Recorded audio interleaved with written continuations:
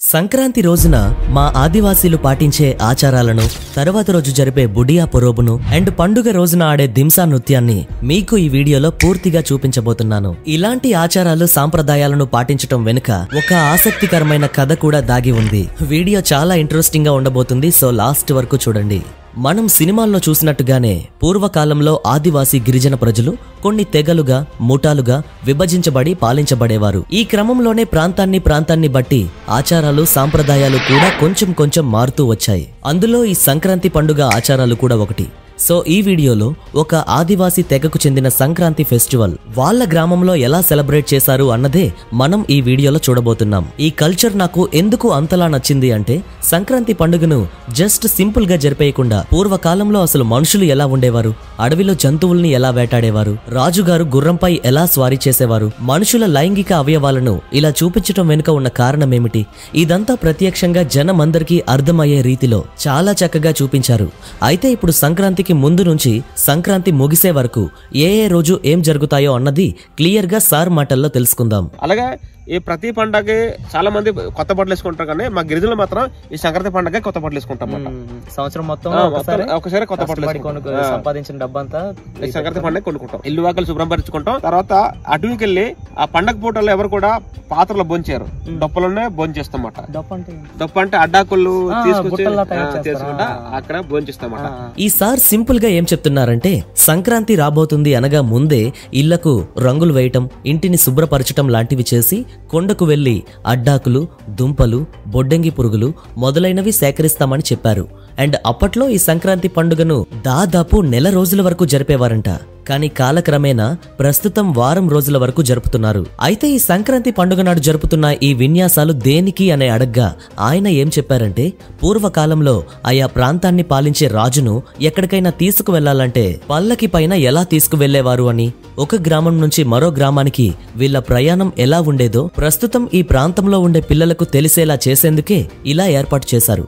అంతేకాకుండా పూర్వంలో రాజులు గుర్రంపై ఎలా స్వారీ చేసేవారో, వాళ్ల పద్ధతులు, ధైర్య సాహసాలు ఎలా ఉండేవో, మంచిగా నిజాయితీగా ఎలా బ్రతకాలో పిల్లలందరికీ అర్థమయ్యేటట్టు చాలా బాగా చూపించారు.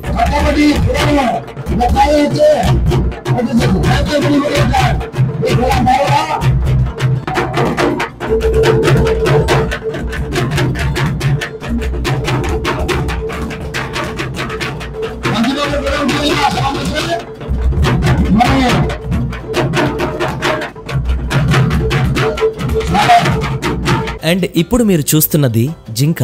అప్పట్లో ఆదివాసులు అడవుల్లో ఉండేటప్పుడు జంతువుల్ని ఎలా వేటాడేవారు, వన్యప్రాణుల నుంచి తమను తాము ఎలా సంరక్షించుకునేవారు అని ప్రత్యక్షంగా చూపించటం నాకు చాలా బాగా నచ్చింది.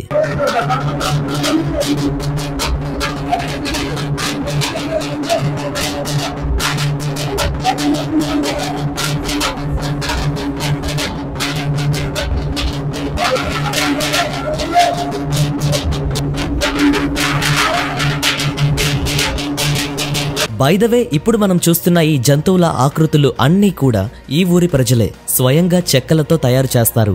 అండ్ ప్రతి జంతువు ఆకృతి లోపల ఒక మనిషి దూరేందుకు సరిపడేంత స్థలం ఉండేటట్టుగా చూసుకుంటారు. ఆ తర్వాత ఈ జంతువు లోపల ఒక మనిషి దూరి జంతువు కదిలినట్టుగా, పరిగెత్తినట్టుగా క్రియేట్ చేస్తారు. అండ్ ఈ కళను చూడటానికి ఆ గ్రామ ప్రజలు మాత్రమే కాకుండా పక్క ఊళ్ళ నుంచి కూడా జనాలు వస్తూ ఉంటారు. ఆ తర్వాత ఫైనల్ గా ఇలాంటి బొమ్మలను చూపించటం వెనుక ఉన్న కారణం చాలా ముఖ్యమైనది. గైస్, మనం ఓపెన్ గా షేమ్ అవ్వకుండా ఒక నిజాన్ని ఒప్పుకోవాలి. ఈ భూమి మీద ఒక పురుషుడు, ఒక స్త్రీ యొక్క లైంగిక కలయిక, కొత్త శిశువుకు జన్మనివ్వటం, ఇదంతా కూడా సృష్టి ధర్మం. ఈ పనే కనుక జరగకపోతే ఈ రోజుకు ఈ ప్రపంచం ఇలా ఉండేదే కాదు. అయితే అప్పట్లో తెగలో నివసించే ఆదివాసులందరికీ లైంగికంగా సంభోగం విషయంలో పెద్దగా అవగాహన ఉండేది కాదు. దీని కారణంగా ఆ తెగకు చెందిన పెద్దలు తర్వాతి తరం ఆదివాసులందరికీ అర్థమయ్యే విధంగా ఈ రకమైన బొమ్మల ద్వారా ఎడ్యుకేట్ చేసేవారు. బై ద వే, నేనిప్పుడు మీకు చెప్తున్నది కూడా జస్ట్ ఎడ్యుకేషనల్ పర్పస్ కోసం మాత్రమే, ఎలాంటి చెడును స్ప్రెడ్ చేయాలన్న ఇంటెన్షన్ తో అయితే అసలే కాదు. ఇంకొంచెం ఈ టాపిక్ గురించి మాట్లాడాలంటే, మనం ఎప్పుడైనా పెద్ద పెద్ద టెంపుల్స్ కి వెళ్ళినప్పుడు ఆ టెంపుల్ యొక్క గోడల పైన ఈ రకమైన చెక్కడాలు, సెక్షువల్ యాంగిల్స్ లో ఉండే శిల్పాలు లాంటి వాటిని మనం చూడొచ్చు. దీని వెనుక కూడా ఒక గొప్ప కారణం ఉంది. అప్పట్లో శృంగారాన్ని ఒక దైవ కార్యంగా భావించేవారు. అండ్ ఇప్పుడున్నట్టు అప్పట్లో గూగుల్, ఇంటర్నెట్ లాంటివి ఏవి ఉండేవి కాదు కదా.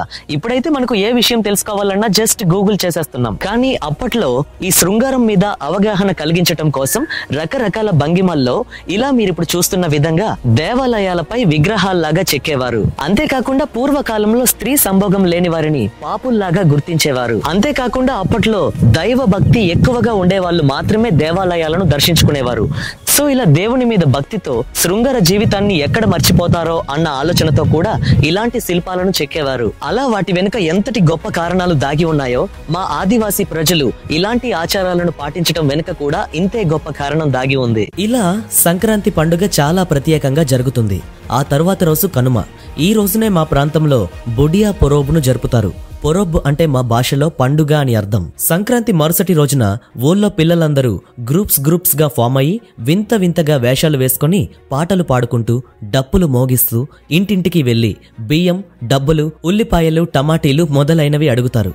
ఈ ప్రాసెస్ అంతా కూడా చూడటానికి భలే సరదాగా ఉంటుంది.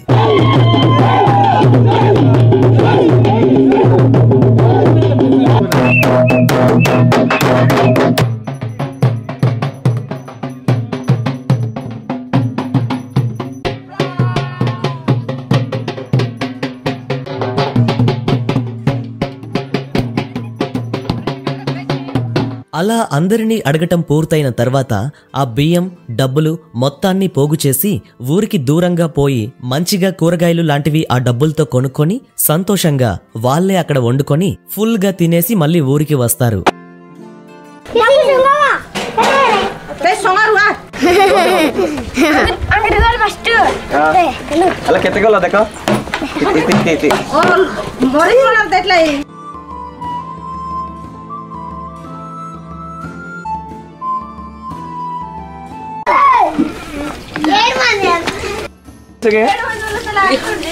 No.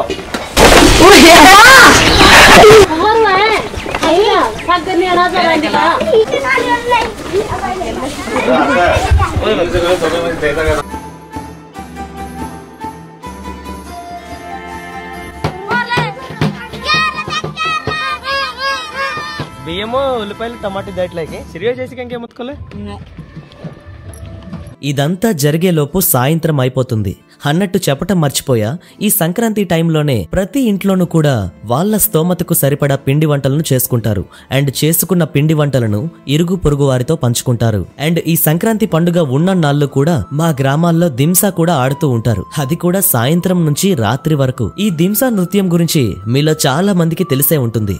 ఈ దింసా నృత్యాన్ని ఎలా ఆడుతారు అంటే, ఒక ట్రైన్ లో బోగీలు ఎలా ఒకదాని వెనక ఒకటి ఉంటాయో ఈ దింసా ఆడేటప్పుడు కూడా సిమిలర్ గా అలానే కనిపిస్తారు. ఈ దింసా నృత్యంలో మొట్టమొదట ఉండే వ్యక్తి ఎలా అయితే చేస్తాడో తన వెనుకున్న వాళ్ళంతా కూడా అదే విధంగా చేయాల్సి ఉంటుంది. అండ్ ఈ దింసా ఆడే వాళ్ళ కాళ్ళను ఒక్కసారి నోటీస్ చేయండి. వాళ్ళందరి కాళ్ళు కూడా సేమ్ టైమింగ్ లో కదలటం అండ్ ముందుకు వెళ్లటం, నడవటం జరుగుతుంది. సో ఇలా పక్కన ప్లే అయ్యే మ్యూజిక్ ప్రకారం ఫస్ట్ ఉన్న వ్యక్తి డాన్స్ స్టెప్స్ ను చేంజ్ చేస్తూ ఉంటాడు. అండ్ అతన్ని ఫాలో అయ్యి వెనుకున్న వాళ్ళంతా కూడా దింసా చేయటం జరుగుతుంది. ఇదంతా దూరం నుంచి చూస్తున్న మనకు మాత్రం చాలా సరదాగా అనిపిస్తుంది. అండ్ ఈ దింసా నృత్యాన్ని దూరం నుంచి చూస్తే చాలా అందంగా కనిపిస్తుంది కూడా.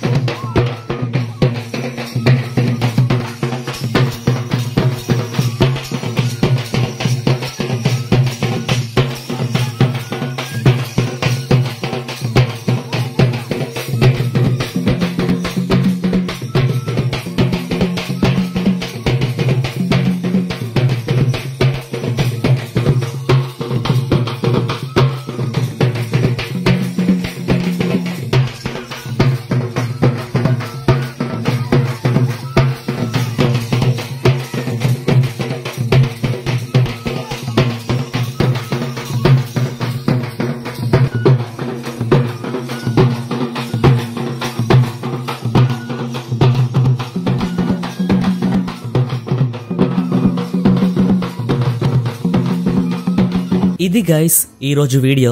ఈ సంక్రాంతి కల్చర్ వీడియో ఫుటేజ్ ను అండ్ గొప్పతనాన్ని తెలియజేసిన Araku tribal habits YouTube channel Prasad గారికి once again thank you so much. ఈ వీడియో నచ్చితే లైక్ చేసి మన ఛానల్ కు సబ్స్క్రైబ్ అవ్వండి. అండ్ ఇలాంటి మరెన్నో వీడియోస్ కోసం Araku tribal habits YouTube channel ను కూడా విజిట్ చేయండి.